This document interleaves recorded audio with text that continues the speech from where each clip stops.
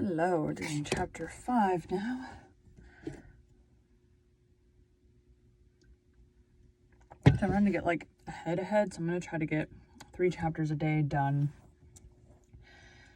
every day, hopefully. I'm hoping to get like a month ahead, because I just feel like if anything, I've had things come up that like I had to take a week off or whatever. The worst was COVID. I didn't take COVID off from podcasting though, because I didn't have enough episodes built up, so I have like any episodes that came out in January sound rough because my voice was not my normal voice. So I'm trying to get a little ahead so that's not a problem again. Welcome to Bite at a Time Books, where we read you your favorite classics one bite at a time. My name is Brie Carlisle, and I love to read. I wanted to share my passion with listeners like you. All of the links for our show are in the show notes. Today we will be continuing Emma by Jane Austen. Today's actually the first day that it's airing. Even though I'm on chapter 5, I did chapter 1 a few days ago. So let's start it today. Austen. Chapter 5. I do not know what your opinion may be, Mrs. Weston, said Mr. Knightley of this great Is a dude talking? Austen. Chapter 5. I do not know what your opinion may be, Mrs. Weston, said Mr. Knightley, of this great intimacy between Emma and Harriet Smith, but I think it a bad thing. A bad thing. A bad thing? Do you really think it a bad thing? Why so? I think they will neither of them do the other any good. Any good? You surprise me. Emma must do Harriet good, and by supplying her with a new object of interest, Harriet may be said to do Emma good. Emma good. I have been seeing their intimacy with the greatest pleasure. How very differently we feel. Not think they will do each other any good. This will certainly be the beginning of one of our quarrels about Emma, Mr. Knightley. Mr. Knightley. Perhaps you think I am come on purpose to quarrel with you, knowing Weston to be out, and that you must still fight your own battle. Your own battle. Mr. Weston would undoubtedly support me if he were here, for he thinks exactly as I do on the subject. We were speaking of it only yesterday, and agreeing how fortunate it was for Emma that there should be such a girl in Highbury for her to associate with. Mr. Knightley, I shall not allow you to be a fair judge in this case. You are so much used to live alone that you do not know the value of a companion, and perhaps no man can be a good judge of the comfort a woman feels in the society of one of her own sex. After being used to it all her life, I can imagine your objection to Harriet Smith. She is not the superior young woman which Emma's friend ought to be. But on the other hand, as Emma wants to see her better informed, it will be an inducement to her to read more herself. They will read together. She means it, I know.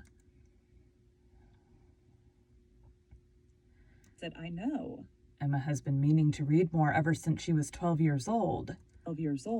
I have seen a great many lists of her drawing up at various times of books that she meant to read regularly through, and very good lists they were, very well chosen and very neatly arranged, sometimes alphabetically and sometimes by some other rule. The list she drew up when only 14. I remember thinking it did her judgment so much credit that I preserved it some time, and I dare say she may have made out a very good list now. But I have done with expecting any course of steady reading from Emma. She will never submit to anything requiring industry and patience and a subjection. She will never submit to anything requiring industry and patience and a subjection of the fancy to the understanding. Where Miss Taylor failed to stimulate, I may safely affirm that Harriet Smith will do nothing. You never could persuade her to read half so much as you wished. You know you could not. I dare say, replied Mrs. Weston, smiling, that I thought so then. But since we have parted, I can never remember Emma's omitting to do anything I wished. There is hardly any desire to refresh such a... There is hardly any desiring to refresh such a memory as that, said Mr. Knightley feelingly, and for a moment or two he had done.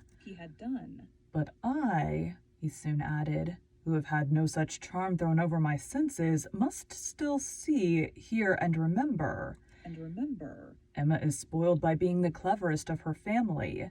At 10 years old, she had the misfortune of being able to answer questions which puzzled her sister at 17. 17. She was always quick and assured, Isabella slow and diffident, and ever since she was 12, Emma has been mistress of the house and of you all. You all. In her mother, she lost the only person able to cope with her. She inherits her mother's talents and must have been You all. You all. In her mother, she lost the only person able to cope with her. She inherits her mother's talents and must have been under subjection to her.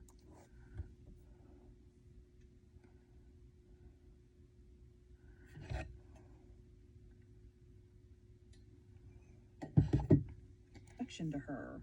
I should have been sorry, Mr. Knightley, to be dependent on your recommendation had I quitted Mr. Woodhouse's family and wanted another situation. I do not think you would have spoken a good word for me to anybody. I am sure you always thought me unfit for the office I held. Yes, said he, smiling, you are better placed here, very fit for a wife, but not at all for a governess. But you were preparing yourself to be an excellent wife all the time you were at Hartfield. You might not give Emma such a complete education as your powers would seem to promise, but you were receiving a very good education from her on the very material matrimonial point of submitting your own will and doing as you were bid. And if Weston had asked me to recommend him a wife, I should certainly have named Miss Taylor. Thank you. There will be very little merit in making a good wife to such a man as Mr. Weston. Why, to own the truth, I am afraid you are rather thrown away, and that with every disposition to bear, there will be nothing to be borne. We will not despair, however. Weston may grow cross from the wantonness of comfort, or his son may plague him. I hope not that. It is not likely. No, Mr. Knightley, do not foretell vexation from that quarter. I'm guessing isn't Knightley the guy from Pride and Prejudice too?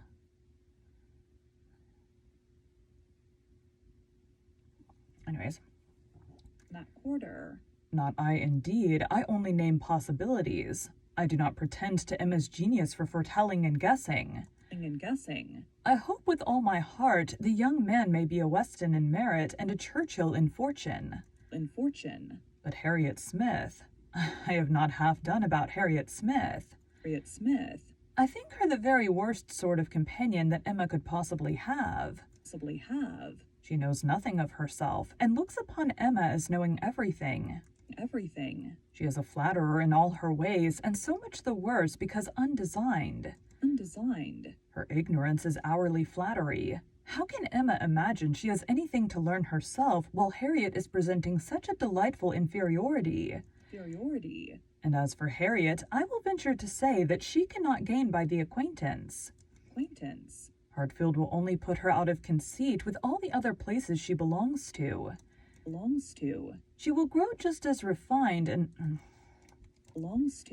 She will grow just refined enough to be uncomfortable with those among whom birth and circumstances have placed her home. I am much mistaken if Emma's doctrines give any strength of mind or tend at all to make a girl adapt. I am much mistaken if Emma's doctrines give any strength of mind or tend at all to make a girl adapt herself rationally to the varieties of her situation in life. They only give a little polish. I either depend more upon Emma's good sense than you do, or am more anxious for her present comfort, for I cannot lament the acquaintance. How well she looked last night. Oh, you would rather talk of her person than her mind, would you? Very well, I shall not attempt to deny Emma's being pretty. Pretty? Say beautiful, rather. Can you imagine anything nearer perfect beauty than Emma altogether? Face and figure? I do not know what I could imagine, but I confess that I have seldom seen a face or figure more pleasing to me than hers. But I am a partial old friend.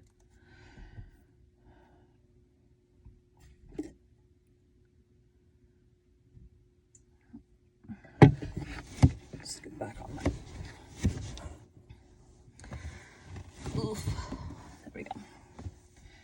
old friend. Such an eye, the true hazel eye, and so brilliant. Regular features, open countenance, with a complexion. Oh, what a bloom of full health, and such a pretty height and size. Such a firm and upright figure. Bright figure. There is health not merely in her bloom, but in her air, her head, her glance. Her glance. One hears sometimes of a child being the picture of health. Now, Emma always gives me the idea of being the complete picture of grown-up health. She is loveliness itself, Mr. Knightley, is not she? Is not she? I have not a fault to find with her person, he replied. I think her all you describe. Describe. I love to look at her, and I will add this praise that I do not think her personally vain. Personally vain. Considering how very handsome she is, she appears to be little occupied with it. Her vanity lies another way. It's another way. Mrs. Weston, I am not to be talked out of my dislike of Harriet Smith or my dread of its doing them both harm. Both harm. And I, Mr. Knightley, and both harm. And I, Mr. Knightley, am equally stout in my confidence of its not doing them any harm. Any harm. With all dear Emma's little faults, she is an excellent creature. Where shall we see a better daughter, or a kinder sister, or a truer friend?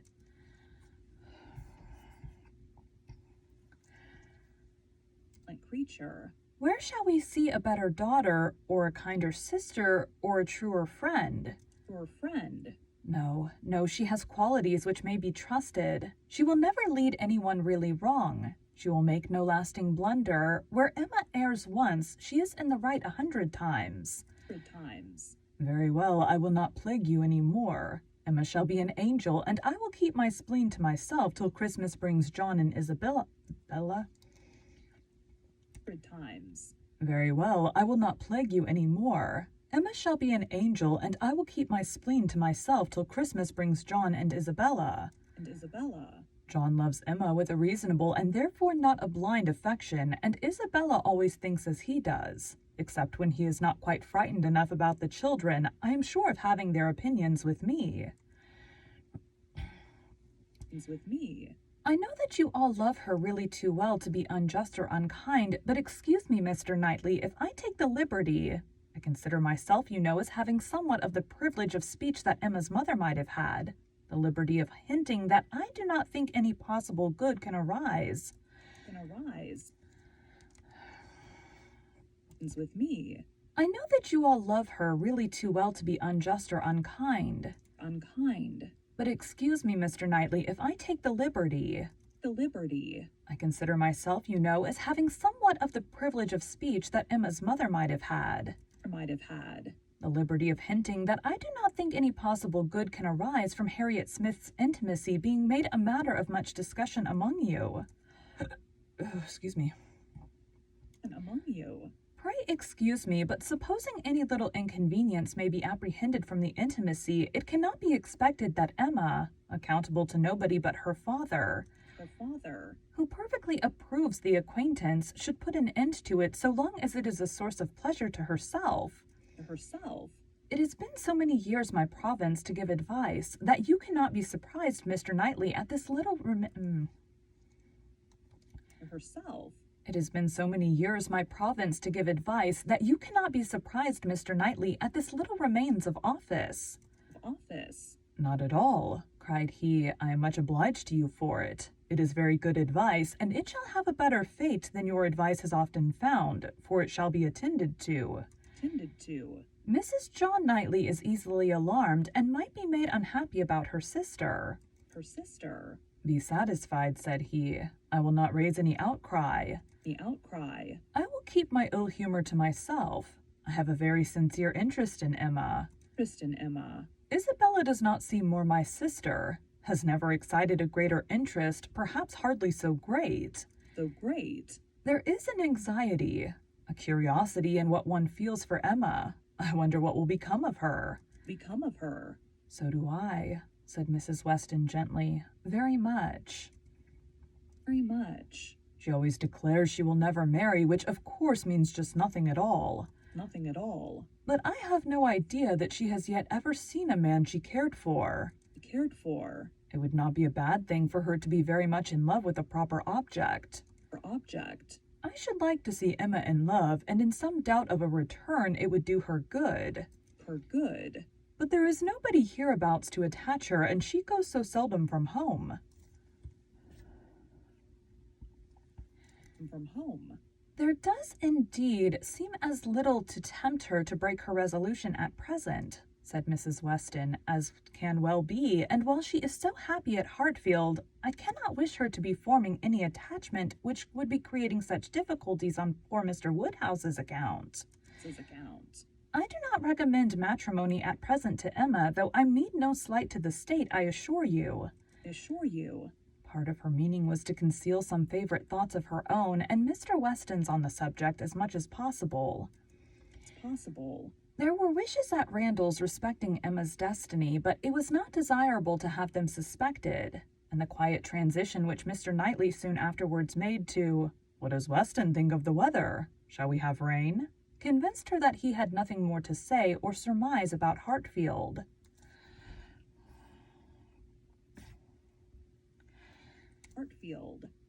Thank you for joining Bite at a Time Books today, while we read a bite of one of your favorite classics. All of the links for our show are in the show notes. We are part of the Bite at a Time Books Productions Network. If you ever wondered what inspired your favorite classic novelists to write their stories, what was happening in their lives or the world at the time, check out Bite at a Time Books Behind the Story. Tuesdays wherever you listen to podcasts. Again, my name is Bree Carlisle, and I hope you come back tomorrow while we take the next bite of Emma. That was shorter. Thanks, guys.